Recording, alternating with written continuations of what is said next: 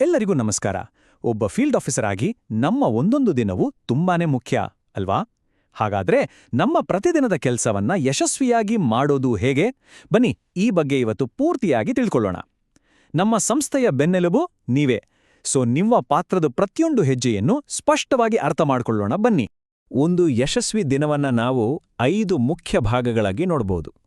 ಬೆಳಗ್ಗೆ ಶುರು ಮಾಡೋ ಪ್ಲಾನಿಂಗ್ನಿಂದ ಹಿಡಿದು ದಿನದ ಕೊನೆಗೆ ರಿಪೋರ್ಟ್ ಸಲ್ಲಿಸೋವರೆಗೂ ಪ್ರತಿಯೊಂದು ಹಂತನೂ ನಾವೀಗ ಒಂದೊಂದಾಗಿ ನೋಡೋಣ. ಮೊದಲನೇದಾಗಿ ನಮ್ಮ ಕೆಲಸದ ಅಡಿಪಾಯ ಏನು ಅಂತ ಅರ್ಥ ಮಾಡ್ಕೊಳ್ಳೋಣ. ಒಬ್ಬ ಫೀಲ್ಡ್ ಆಫೀಸರ್ ಪಾತ್ರ ಯಾಕೆ ಇಷ್ಟೊಂದು ಮುಖ್ಯ? ನಮ್ಮ ಸಂಸ್ಥೆಗೆ ಅದರ ಮೌಲ್ಯವಾದ್ರೂ ಏನು ಅನ್ನೋದನ್ನು ಮೊದಲು ನೋಡೋಣ. ಈ ಮಾತನ್ನ ಸ್ವಲ್ಪ ಗಮನಿಸಿ. ಇದು ಬರೀ ಒಂದು ವಾಕ್ಯ ಅಲ್ಲ, ಇದು ನಿಜಕ್ಕೂ ಸತ್ಯ. ಯಾಕಂದ್ರೆ ನೀವೇ ನಮ್ಮ ಸಂಸ್ಥೆಯ ಮುಖ. ನಮ್ಮ ಗ್ರಾಹಕರ ಜೊತೆ ನೇರವಾಗಿ ಸಂಪರ್ಕದಲ್ಲಿರೋದು ನೀವೇ. ನಿಮ್ಮ ಕೆಲಸ ನಮ್ಮ ಸಂಸ್ಥೆಯ ಪ್ರಗತಿಯನ್ನೇ ನಿರ್ಧಾರ ಮಾಡುತ್ತೆ.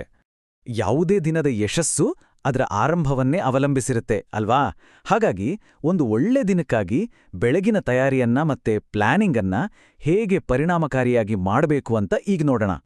ನಮ್ಮ ಕೆಲಸದ ದಿನ ಶುರುವಾಗೋದು ಸರಿಸುಮಾರು ಬೆಳಗ್ಗೆ 7 ಗಂಟೆಗೆ.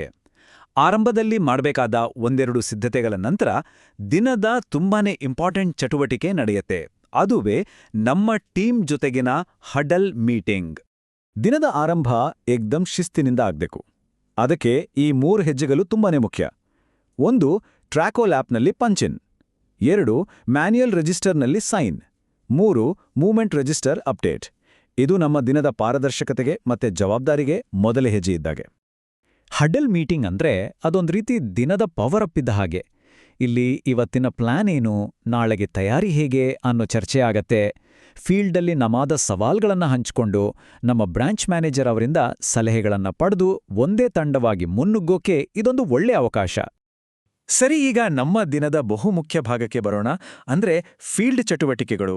ಇಲ್ಲಿ ನಮ್ಮ ಕಾರ್ಯಕ್ಷಮತೆ ತುಂಬಾನೇ ಮುಖ್ಯ ಆಗುತ್ತೆ. ಡಿಮ್ಯಾಂಡ್ ಕಲೆಕ್ಷನ್ ಇದು ನಮ್ಮ ಮೊದಲ ಆದ್ಯತೆ ಆಗಿರಬೇಕು. ತಿಂಗಳ ಮೊದಲ 2 ವಾರ ಅಂದ್ರೆ 1ರಿಂದ 14ನೇ ತಾರೀಕಿನವರೆಗೆ ನಮ್ಮ ಪೂರ್ತಿ ಗಮನ 100% ಕಂತು ವಸೂಲಿ ಮೇಲೇ ಇರಬೇಕು. ಇದು ನಮ್ಮ ಸಂಸ್ಥೆಯ ಆರ್ಥಿಕ ಸ್ಥಿತಿಗೆ ಅಡಿಪಾಯ ಇದ್ದ ಹಾಗೆ.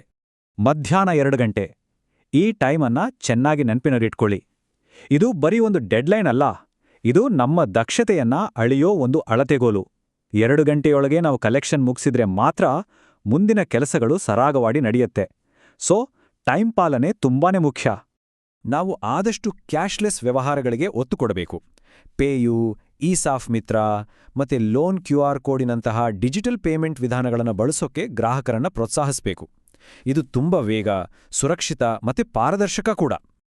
ಕಲೆಕ್ಷನ್ ಮುಗಿದ ತಕ್ಷಣ ನಮ್ಮ ಜವಾಬ್ದಾರಿ ಮುಗಿಯಲ್ಲ. ಬದಲಿಗೆ ಇನ್ನೊಂದು ಮುಖ್ಯವಾದ ಹಂತ ಶುರುವಾಗುತ್ತೆ. ಸಂಗ್ರಹಿಸಿದ ಪ್ರತಿಯೊಂದು ರೂಪಾಯಿಯನ್ನು ಸುರಕ್ಷಿತವಾಗಿ ಬ್ರಾಂಚ್ಗೆ ತಂದು ಸರಿಯಾದ ವರದಿಯೊಂದಿಗೆ ಡೆಪಾಸಿಟ್ ಮಾಡಬೇಕು. ಇಲ್ಲಿ ಪಾರದರ್ಶಕತೆ ಮತ್ತೆ ನಿಖರತೆ ತುಂಬಾನೇ ಮುಖ್ಯ. ಕೆಲವೊಮ್ಮೆ ಗ್ರಾಹಕರಿಗೆ ಕಂತು ಕಟ್ಟೋಕೆ ಕಷ್ಟ ಆಗ್ಬೋದು.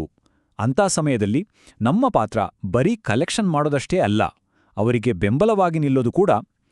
ಓವರ್ ಡ್ಯೂ ಅಂದ್ರೆ ಓಡಿ ಗ್ರಾಹಕರನ್ನ ನಿಯಮಿತವಾಗಿ ಭೇಟಿ ಮಾಡಿ ಅವರ ಸಮಸ್ಯೆ ಏನು ಅಂತ ಅರ್ಥ ಮಾಡ್ಕೊಂಡು ಬೇಕಿದ್ರೆ ಸಾಲ ಪುನರ್ರಚನೆಗೆ ಸಹಾಯ ಮಾಡೋದು ನಮ್ಮ ಕರ್ತವ್ಯ. ಕೇವಲ ಕಲೆಕ್ಷನ್ ಅಷ್ಟೇ ಅಲ್ಲ, ನಮ್ಮ ಸಂಸ್ಥೆಯ ಬೆಳವಣಿಗೆ ಕೂಡ ನಮ್ಮ ಜವಾಬ್ದಾರಿಯೇ. ಹಾಗಾಗಿ ಹೊಸ ಗ್ರಾಹಕರನ್ನು ಹುಡುಕೋದು ಮತ್ತೆ ಕೊಟ್ಟ ಸಾಲ ಸರಿಯಾಗಿ ಬಳಕೆ ಆಗಿದೆಯಾ ಅಂತ ನೋಡ್ಕೊಳ್ಳೋದು ಹೇಗೆ ಅನ್ನೋದನ್ನ ಈಗ ನೋಡೋಣ. ನಮ್ಮ ಸಂಸ್ಥೆ ಬೆಳಿಬೇಕಂದ್ರೆ ಹೊಸ ಗ್ರಾಹಕರು ಬೇಕೇ ಬೇಕು. ಅರ್ಹತೆ ಇರೋ ಸಂಭಾವ್ಯ ಹೊಸ ಗ್ರಾಹಕರನ್ನ ಗುರುತಿಸಿ ನಮ್ಮ ಸೇವೆಗಳ ಬಗ್ಗೆ ಅವರಿಗೆ ತಿಳಿಸಿ ಸಾಲದ ಪ್ರಕ್ರಿಯೆಯಲ್ಲಿ ಅವರಿಗೆ ಸಂಪೂರ್ಣವಾಗಿ ಸಹಾಯ ಮಾಡೋದು ನಮ್ಮ ಪ್ರಮುಖ ಕೆಲಸಗಳಲ್ಲಿ ಒಂದು. ಹೊಸ ಗ್ರಾಹಕರನ್ನ ಸೇರಿಸಿಕೊಳ್ಳುವಾಗ ನಮ್ಮ ಸಾಲದ ಯೋಜನೆಗಳು, ನಿಯಮಗಳು ಮತ್ತೆ ಮರುಪಾವತಿ ಬಗ್ಗೆ ಅವರಿಗೆ ಪೂರ್ತಿ ಮಾಹಿತಿ ಕೊಡಬೇಕು. KYC ಡಾಕ್ಯುಮೆಂಟ್ಸ್ಗಳನ್ನ ಸರಿಯಾಗಿ ವೆರಿಫೈ ಮಾಡಿ ಮತ್ತೆ CGT ಇಂದ ಹಿಡಿದು DB ವರೆಗಿನ ಎಲ್ಲ ಪ್ರಾಸೆಸ್ನಲ್ಲೂ ಅವರಿಗೆ ಪೂರ್ತಿ ಸಪೋರ್ಟ್ ಕೊಡಬೇಕು.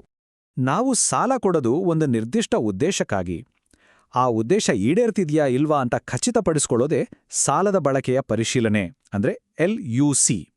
ಇದು ಜವಾಬ್ದಾರಿಯುತ ಸಾಲ ನೀಡಿಕೆಯ ಒಂದು ತುಂಬಾನೇ ಇಂಪಾರ್ಟೆಂಟ್ ಭಾಗ. LUC ಪ್ರೋಸೆಸ್ ತುಂಬಾ ಸಿಂಪಲ್.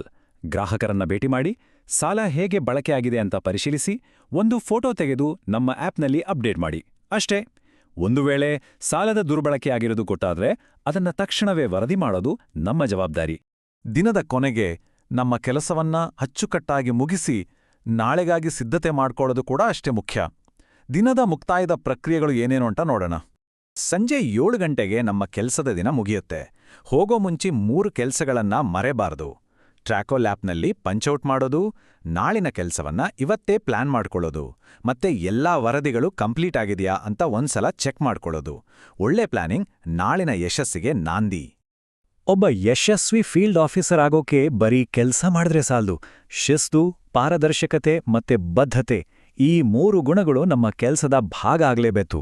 ಇವೇ ನಮ್ಮ ವೃತ್ತಿಪರತೆಯ, ನಮ್ಮ ಯಶಸ್ಸಿನ ನಿಜವಾದ ಗುರುತುಗಳು. ಹಾಗಾದ್ರೆ ಇವತ್ತಿನ ಈ ಎಲ್ಲಾ ಮಾಹಿತಿ ನಂತರ ಒಂದು ಯಶಸ್ವಿ ನಾಳೆಗಾಗಿ ನಮ್ಮ ಯೋಜನೆ ಏನು? ಪ್ರತಿಯೊಂದು ದಿನವೂ ಒಂದೊಂದು ಹೊಸ ಅವಕಾಶ. ಸರಿಯಾದ ಯೋಜನೆಯೊಂದಿಗೆ ನಮ್ಮ ಗುರಿಗಳನ್ನ ತಲುಪಿ ಒಬ್ಬ ಅತ್ಯುತ್ತಮ ಫೀಲ್ಡ್ ಆಫೀಸರ್ ಆಗಿ ಬೆಳೆಯೋಣ. ನಮ್ಮ ಯಶಸ್ಸೇ ನಮ್ಮ ಸಂಸ್ಥೆಯ ಯಶಸ್ಸು.